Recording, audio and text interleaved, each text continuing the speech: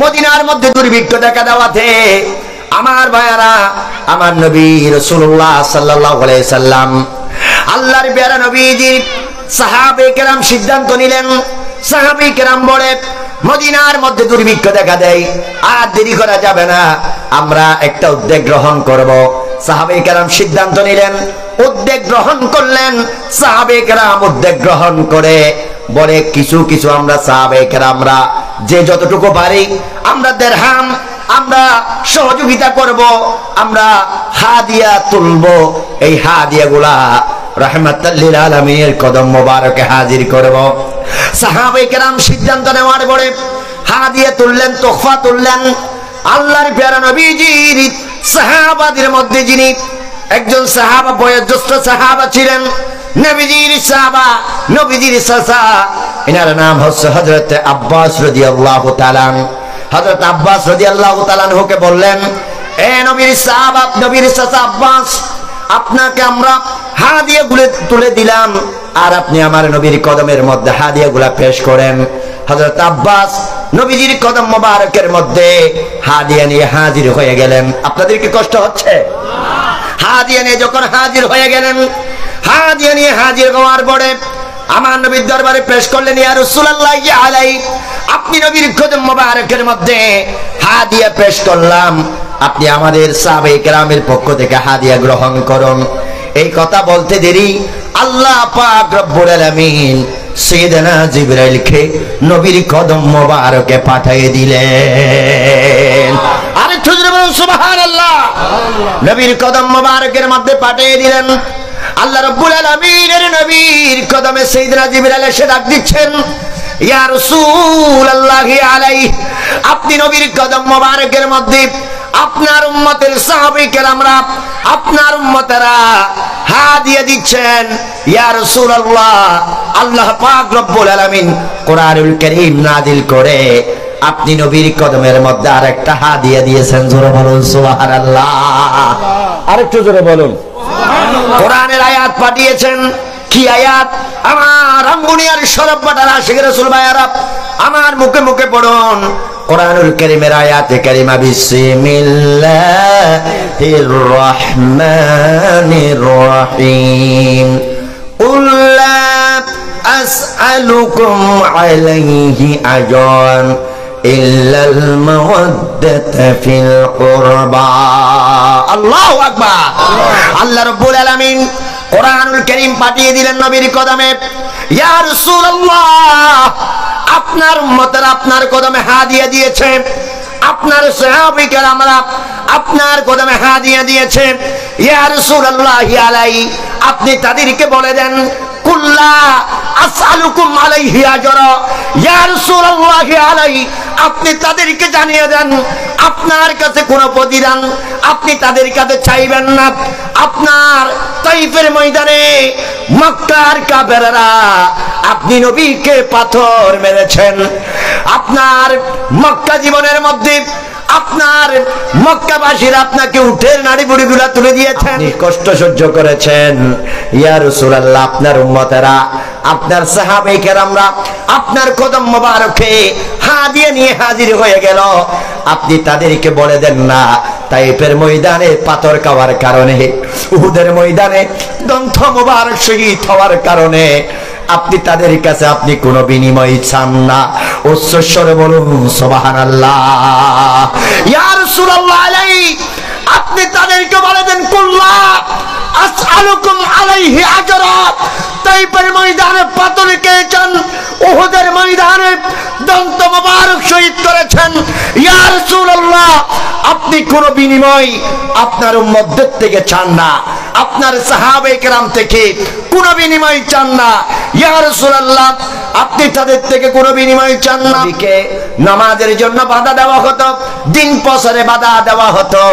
আজকে আমরা এত সুন্দর মজলিসে বসে নেসারি আঞ্জুমানে রহমানিয়া সৈয়দি আমির বান্দার শরফ বাটা শাখার ব্যবস্থাপনায় মাহফিলে বসেছি, এত সুন্দর আয়োজন করে আমার নবী দ্বীনের দাওয়াত দিতে পারে নাই, বন্ধ করার জন্য চেষ্টা করেছিল, নবী দ্বীনের দাওয়াত বন্ধ করে নাই, শত শত কষ্ট নবী সহ্য করেছেন।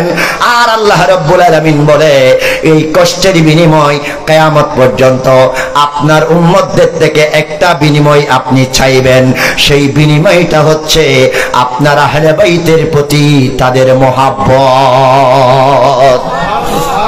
আরেকটু জোরে বলুন না সুবহানাল্লাহ। সেই জন্য আমার কোরআন প্রেমিক বাবারা, এই শরফ বাটার আশিক রাসূল ভাইয়ারা, বলুন আমরা আহলে বাইতের মহব্বত চাই কি চাই না? আরেকটু জোরে বলুন, চাই কি চাই না?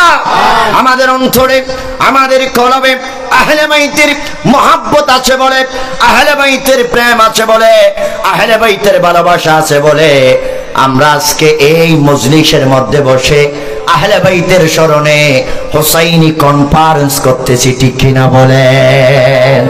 আরেকটু জোরে বলুন, ঠিক কিনা?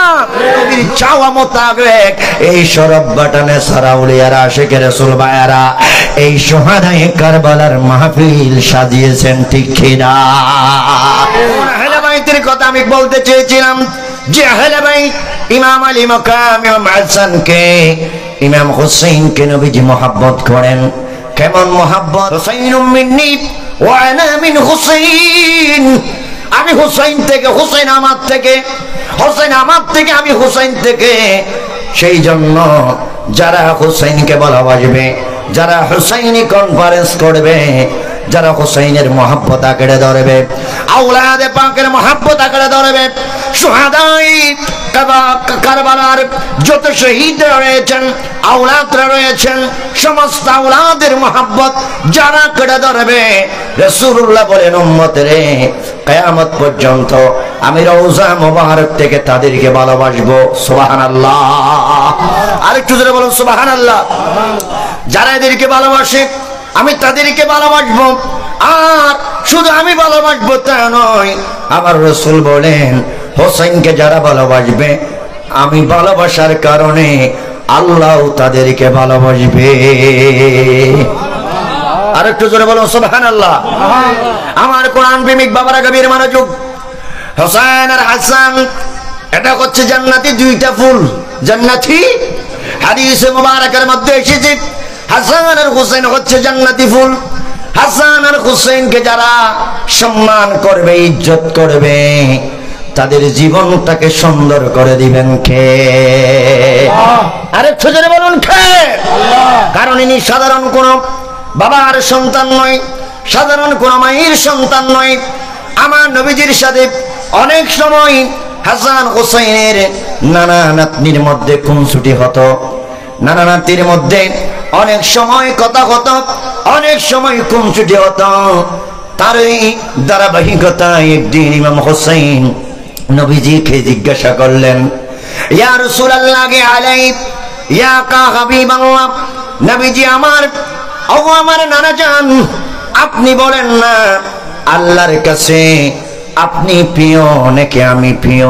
আল্লাহু আকবার। ইয়া রাসূলুল্লাহ বলেন আল্লাহর কাছে কে বেশি প্রিয়, আপনি নাকি আমি প্রিয়? নবীজিকে জিজ্ঞাসা করতে দেরি নবীজি বলেন আনা, আমি তো আল্লাহর কাছে বেশি প্রিয়, আল্লাহ আমাকে বেশি ভালোবাসে, আল্লাহ আমাকে বেশি মহব্বত করে। নাতি ডাক দিয়ে বলে না ইয়া রাসূলুল্লাহ আলাইহি, নবীজি আমার নানা জান আল্লাহ আপনাকে বেশি ভালোবাসে না, আল্লাহ আপনার বেশি প্রিয়, আমি আল্লাহর কাছে আপনার চেয়ে বেশি প্রিয়, আল্লাহ আমাকে বেশি ভালোবাসে। সুবহানাল্লাহ। বলে কেমনে, কিভাবে আপনাকে বেশি ভালোবাসে হুসাইন? হুসাইন বলে না জান আপনি বলেন না আপনার বাবার নাম, আপনার বাবার নাম কি? নবীজি ডাক দিচ্ছেন আমার বাবার নাম আব্দুল্লাহ। আল্লাহু আকবার। আমার বাবার নাম আব্দুল্লাহ।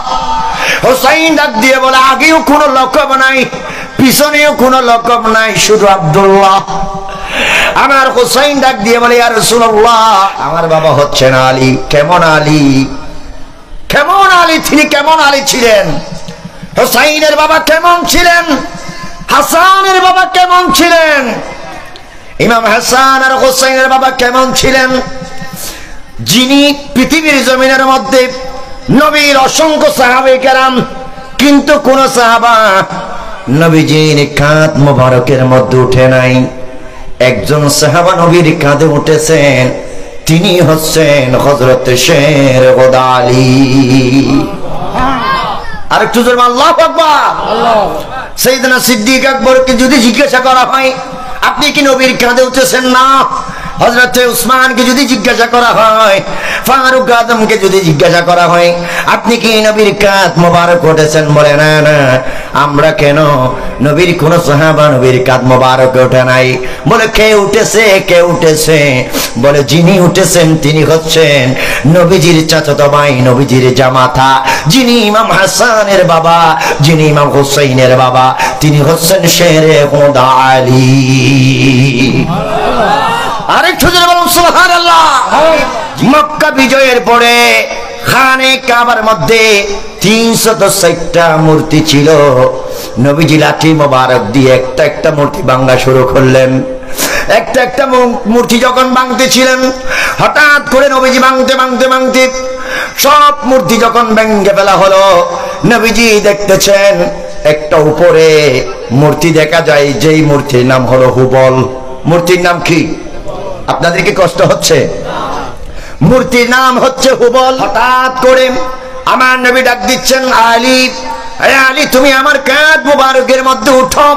আমার কাঁধ মোবারকের মধ্যে উঠে তুমি এই মূর্তিটা ভেঙে ফেলো। নবীজি যখন শেরে খোদা আলীকে যখন কাঁধ মোবারকের মধ্যে উঠতে বললেন, শেরে খোদা আলী বলে, আর রাসূলুল্লাহ আলাইহি এটা বড় বেয়াদবি হয়ে যাবে। রাসূলুল্লাহ আপনি আমার কাঁধে উঠুন, আপনি আমার কাঁধে উঠলে আপনি আমার কাঁধ থেকে মূর্তিটা ভেঙে নিবেন। করতে করতে কিছুক্ষণ পরে বলেন, আমার নবী বলেন, আলী রে তাহলে তুমি বসে যাও, আমি উঠবো। পরে শেরে খোদা আলী বসা থেকে আর উঠতে পারতেছেন। আল্লাহু আকবার। বসা থেকে আর উঠতে পারে না। শেরে খোদা আলী খাইবারের 80 মণ দরজা খাতে উত্তোলন করেছি।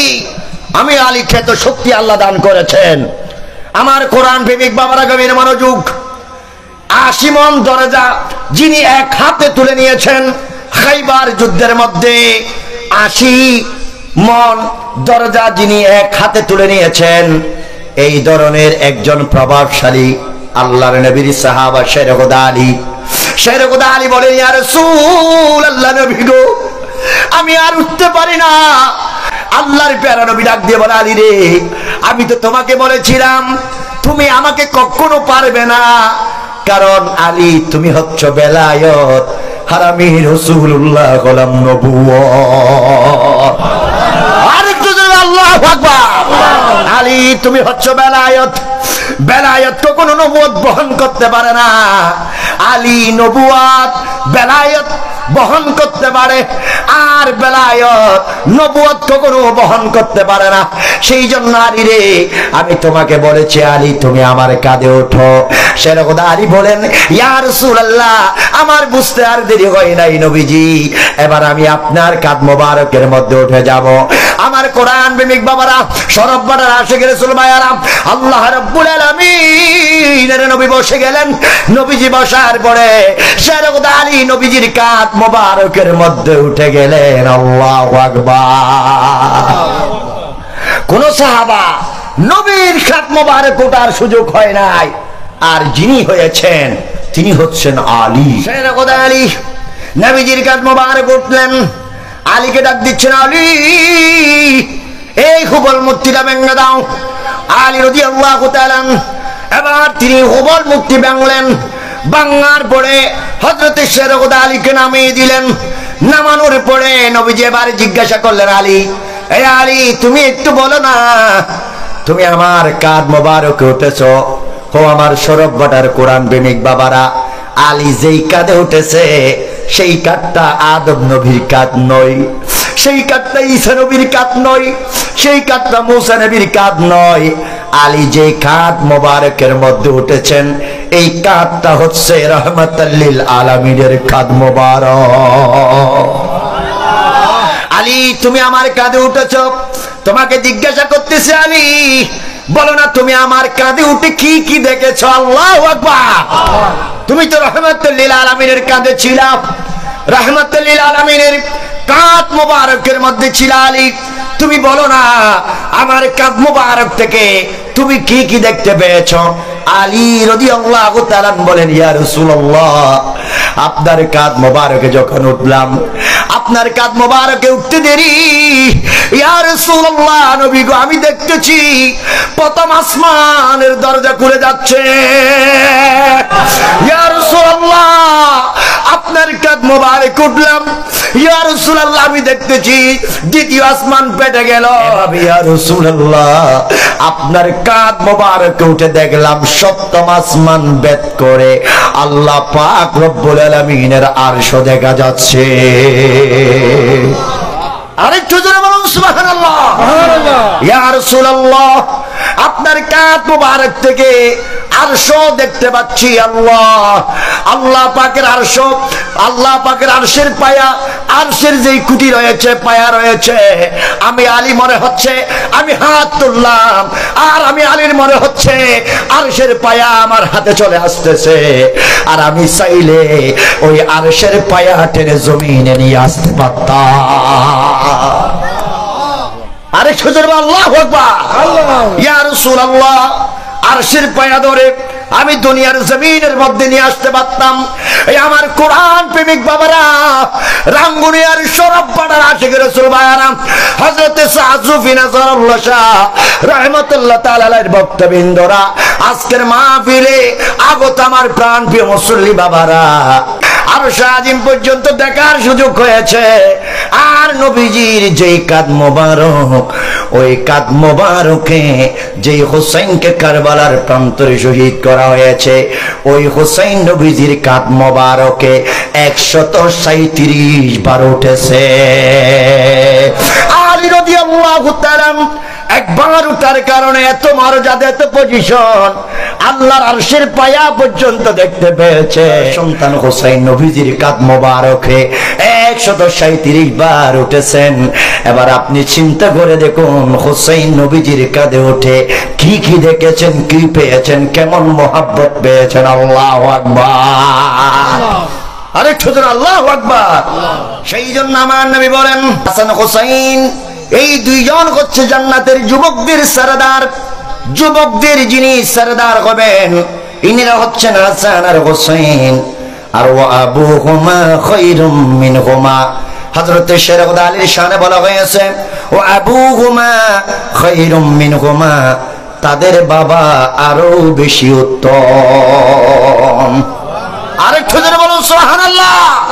যিনি দুনিয়ার জমিনে আসার পরে আল্লাহর ঘরখানে কাবার কর্নারে যার জন্ম হয়েছিল, যিনি দুনিয়ার জমিনের মধ্যে আসার পরে যিনি চক্ষু খুলে নাই, আমার নবীর কদম মোবারকে সংবাদ পৌঁছানো করে, ইয়া রাসূলুল্লাহ আলাই, আপনার একজন ভাই এসেছে, আপনার চাচাতো ভাই জন্মগ্রহণ করেছে, কিন্তু এখনো পর্যন্ত চোখ খুলেন নাই। আল্লাহু আকবার। এখনো পর্যন্ত চোখ খুলেন নাই।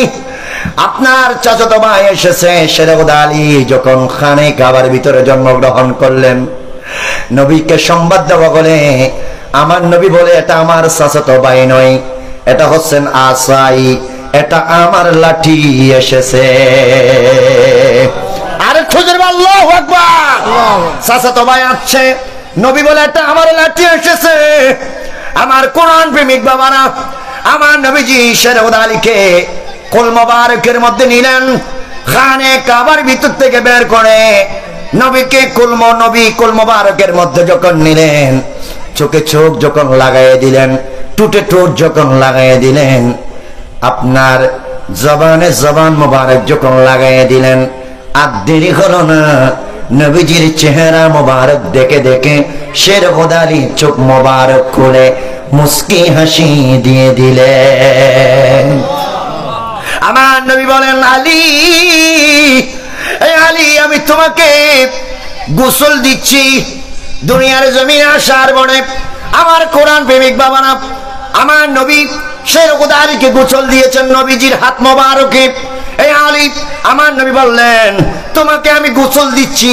আলী জন্মের পরে ও আলী, পৃথিবীর জমিন থেকে আমি রাসূল যখন চলে যাব, আমি নবীজি যখন পৃথিবীর জমিন থেকে রওজা মুবারকে যখন শহীদ হয়ে যাব, আলী রে, আমার শেষ গোসলটা আমার কোন সাহাবার মাধ্যমে দিও না আলী, আমি তোমার গোসল দিলাম, তুমি আলী আমার শেষ গোসলটা দিবে। আরেকটু জোরে বলুন সুবহানাল্লাহ। আমার কোরআন প্রেমিক বাবারা জানে না কে কখন ইন্তেকাল হবে, জানে না, কিন্তু আমার নবী সেখান থেকে আমাদের আকীদা হচ্ছে শেরগদ আলী কখন ইন্তেকাল হবে। নবী ইন্তেকাল হলে নবী সময় শেরগদ আলী পৃথিবীর জমিনে থাকবে। আরেকটু জোরে বলুন সুবহানাল্লাহ। নবী জানেন কি জানেন না? জোরে বলুন, জানেন কি জানেন না? নবীকে জানার ক্ষমতা যিনি দিয়েছেন তিনি কে? আরেকটু জোরে বলুন, তিনি কে? নাকি আমি দিয়েছি? আমি দিয়েছি? আজকের মাহফিলের প্রধান মেহমান দিয়েছেন? কেউ নবীকে ক্ষমতা দেয় নাই। নবীকে যিনি ক্ষমতা দিয়েছেন, দেখার জানার শোনার ক্ষমতা যিনি আমার নবীকে দান করেছেন, তিনি হচ্ছেন, জোরে বলুন, তিনি কে? চিৎকার মেরে বলুন, তিনি কে? জবান খুলে বলুন, তিনি আল্লাহ। আল্লাহ আমার নবীকে ক্ষমতা দিয়েছেন। আল্লাহ আল্লাহ যদি কাউকে ক্ষমতা দেয়, দুনিয়ার সবাই যদি সেই ক্ষমতা নিয়ে যদি টানাটানি করে, কেউ কি নামাইতে পারবে নি? জোরে বলুন, নামাইতে পারবে? কেউ নামাইতে পারবে না। বরং সে নবীর ক্ষমতা নিয়ে যারা টানাটানি করেছে, তারা দুনিয়ার জমিন থেকে জাহান্নামী হয়ে চলে গিয়েছেন। কিয়ামত পর্যন্ত যারা নবীর বিরুদ্ধে আচরণ করবে, নবীর শান বেয়াদবি করবে, এদের অবস্থাও তাদের মতো হবে। ঠিক কিনা বলে? নবীর শানে গোস্তাখি করা যাবে না, বেয়াদবি করা যাবে না। আমার কোরআন প্রেমিক বাবারা, গভীর মনোযোগ।